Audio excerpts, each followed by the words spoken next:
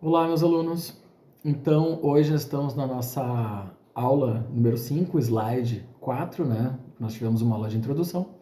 Então, hoje nós vamos falar sobre eficácia da lei no tempo e no espaço, que é muito interessante, porque aqui a gente já começa a falar um pouco mais sobre questões interpretativas do direito, que é a parte mais divertida, né? A parte mais desafiadora e mais interessante dentro do mundo do direito. Então, vamos falar sobre algumas questões técnicas, mas principalmente sobre como pensar o direito, tá? Que é o que me toma mais carinho dentro do ensino do direito. Então, vamos começar lá sobre a vigência e revogação da lei, certo? Então, na vida do direito, as sucessões de lei é um ato de rotina. Cada estatuto legal tem um papel na história, porque, na verdade, dentro do direito, as normas elas não aparecem por inércia, né? Para quem vai fazer lá a história do direito, espero que seja comigo também, na nossa aula de direito estamos vendo isso também, que nós temos uma linha histórica e algo a ser resolvido. Toda norma jurídica ela vem para resolver algo e ela acontece por uma escolha, por uma utilidade. E essa utilidade vem de acordo com a questão social daquele momento histórico. Ela não aparece do nada. E por isso que para entender o direito nós temos que entender o momento histórico e aquilo, por que aquele terreno fértil possibilitou que coisas aconteçam. Sejam coisas interessantes, sejam coisas horríveis. Que o momento histórico pode permitir que brote e que floresça algo bom ou ruim. Então, entender esse papel dessa questão legal dentro da história é importante sempre, pessoal. Então, surge como forma adequada para atender às exigências de uma época, né, os desafios que aquela época apresenta, e para isso, então, combina os princípios modernos da ciência do direito com os valores que a sociedade escolheu para aquele momento. Então, essa questão normativa então, é preparada de acordo com o modelo fático, né, para ter um efeito prático na vida das pessoas, em consonância com a problemática social que se desenrola. Então, os princípios jurídicos que nós escolhemos como base são a segurança de que a cada nova norma a ser feita, né, a cada normativa nova, ela tem um limite de atuação para que ela não possa cometer uma injustiça, então ela precisa respeitar esses princípios limitadores dentro da sua configuração, mas precisa também, dentro de uma prática da vida das pessoas, ela dá conta de um desafio que está sendo apresentado. Então, e é por isso, exatamente por isso que dentro do direito, nos debates jurídicos hoje, tem muitas questões opinativas, muito problema de pessoas que acham que têm diploma do direito por Facebook, WhatsApp. Esses pode parecer absurdo, mas esses diplomas não existem, tá, pessoal? Por isso que vocês estão estudando aqui. E, na verdade, é importantíssimo entender que essas regras limitadoras elas nos dão segurança de que, para ser justo, eu preciso seguir as regras jurídicas. Fora da regra jurídica, eu estou sendo ilegal, eu estou sendo, estou cometendo uma ilegalidade. Então, dentro da ilegalidade não existe justiça. Por mais que se queira atalhar e que se possa parecer mais fácil chegar do ponto A ao ponto B, certo? Então, essa lei ela precisa respeitar os seus ritos, as suas regras e aqueles princípios básicos que foram escolhidos como segurança jurídica lá na base da nossa Constituição, certo? Então, com a promulgação, a lei passa então a existir, mas o início de sua vigência ele é condicionado a uma questão de tempo, que é a vacatio legis, certo? Então, essa vacatio legis é um tempo que ela precisa respeitar como se fosse um tempo de maturação para que ela possa existir realmente como eficaz, como efeito na vida das pessoas. Pelo sistema brasileiro, a lei entra em vigor em todo o país 45 dias após a sua publicação. Então, existe esse tempo de maturação, certo? A lei, então, ela começa a envelhecer a partir do seu nascimento, né? Eu costumo dizer, inclusive, que a lei ela nasce antiga, né? Ela já nasce velha e ela começa a envelhecer ainda mais a partir do seu nascimento. Durante sua existência, por critérios hermenêuticos, né? Lembra, hermenêutica jurídica é a técnica de interpretação jurídica, né? Não é só uma interpretação e ela não é pessoal. É uma técnica de interpretação jurídica que existe dentro da nossa ciência. Então, não é uma questão pessoal, né? A doutrina concilia o texto com os novos fatos e aspirações coletivas. Então, essa lei ela é debatida previamente, dentro de um projeto futuro, e essa lei vai ser publicada, vai cumprir o seu rito de tempo e ela vai entrar, né, ela vai nascer, né? Então ela vai ter vigência. Aí, essa lei, ela foi debatida anteriormente sobre fatos anteriores e ela já nasce de questões antigas, ela já nasce por demandas antigas, por isso que ela não é nova. A questão é sempre antiga, ela já nasce envelhecendo. E é por isso que nós temos que interpretar e saber interpretar o direito para que ela tenha uma adaptação temporal e que ela dê conta das demandas sociais. Lembrem-se que as demandas sociais é uma demanda que vem da população, da coletividade. Não é uma questão moralista do que eu concordo ou o que eu não concordo. Isso não faz parte do direito. A opinião, o direito não é opinativo, o direito é uma ciência. Então, eu preciso entender qual é a demanda coletiva para que essa lei tenha um efeito justo. E esse é o nosso objetivo. Ela precisa ser justa para a coletividade, independente se pessoalmente eu acho que ela é apropriada ou não por questões pessoais. Isso não faz parte da interpretação jurídica. O direito ele só tem que ser justo. Na verdade, ele não precisa agradar, ele precisa ser justo. E por isso que nós temos que estudar bastante.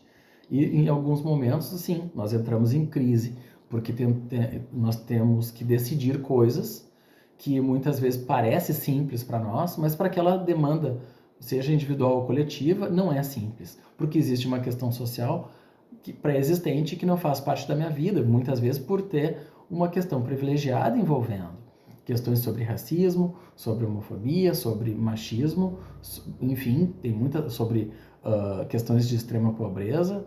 Vocês vão decidir coisas que não fazem parte da vida de vocês e que vai demandar um exercício de justiça muito forte, porque em muitas questões vocês não fazem, aquele problema não chegou até vocês. Vocês vão ter que entender o problema na perspectiva da coletividade. E isso é muito importante. E assim o hermeneuta é mais justo, certo?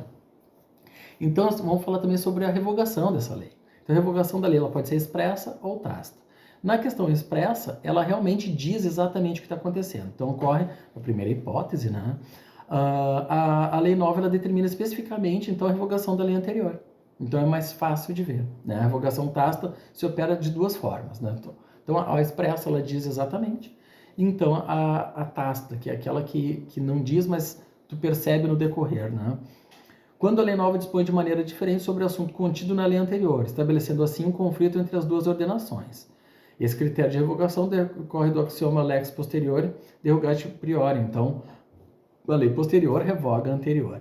E aqui percebam que se tem uma lei que fala algo muito diferente do que a lei antiga, ela tacitamente acabou revogando a anterior, né? Porque a lei nova revoga a anterior. Quando a lei nova disciplina inteiramente os assuntos abordados na lei anterior. Então, já que modificou tudo que falava na anterior e modificou completamente, então, tacitamente, a anterior está revogada, certo? Então, a revogação, em princípio, deve ser expressa, né, uma vez que favorece a compreensão da ordem jurídica, então, a princípio, ela deve ser desta maneira, e a aplicação do direito nos casos concretos. E a ordem jurídica, como se sabe, deve ter, então, né, deve possuir uma única voz de comando. Então, a ordem jurídica, ela precisa ter uma índole, um caminho a ser seguido que nós conhecemos. De novo, o caminho da justiça ele não é opinativo, não é uma questão pessoal. Nós temos uma base de valores justos definidos previamente e é na direção desses princípios que nós caminhamos. Não é uma questão opinativa ou eu preciso distorcer essa base para conseguir mudar algo. Eu preciso proteger essa base, né? Não pode obrigar contradições, dupla orientação. E é por isso que a interpretação jurídica é importante, nós temos que perceber esse limite interpretativo. Justamente porque, na verdade, o direito ele precisa se renovar, ele precisa se atualizar, mas ele não pode virar uma questão pessoal e ele precisa ter essa base, que é o ponto de partida, em direção à justiça. Então, o intérprete ele precisa entender o direito, quais são os seus objetivos, para que ele possa interpretar apesar das pressões opinativas que todos nós temos como ser humano. Né? Então, e aí, a partir daí nós temos alguns o conflito de leis no tempo, né? Então, quando um fato jurídico se realiza e produz todos os efeitos sobre a vigência de uma determinada lei, não ocorre o conflito na lei do tempo. O problema surge, então, quando um fato jurídico ocorrido na vigência de uma lei estende os efeitos até a vigência de uma outra. E aí nós temos uma questão de conflito nas leis no tempo. Então, quando existe uma lei nova, né, existe algo que ainda decorre da lei anterior e a lei nova pega a aplicação da anterior pela metade, por exemplo. E aqui o exemplo que nós trazemos, claro que tudo isso já tem definido previamente, mas o exemplo que nós trazemos é algo que acontece nas universidades, né, que quando existe uma troca de currículo, por exemplo. Então, aquele aluno que estava no currículo anterior vai ter que agora começar desde o zero e vai ter que fazer todas as cadeiras de novo porque o currículo mudou? Essa transição do currículo antigo para o novo, como é que ela é feita? Eu vou ser obrigado a trocar no meio do caminho?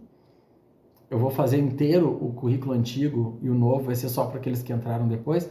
Então existe um conflito de tempo entre normas que chegaram.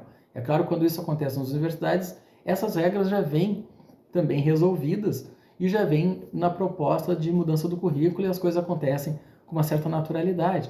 Mas esse é um exemplo, né, de troca de um tipo de lei, né, de uma normativa durante um exercício e vai entrar em conflito com o anterior. E aí nós temos o princípio da irretroatividade, que também é muito importante, dando uma ideia de segurança jurídica para saber até onde essa lei pode voltar, né?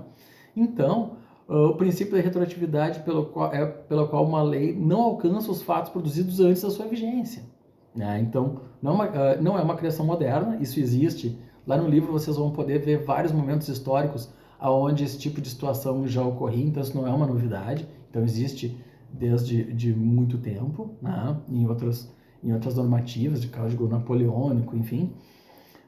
Então, quando estudamos os princípios de segurança jurídica, verificamos a irretroatividade. Então, tem uma grande importância, né? Justamente na proteção do indivíduo.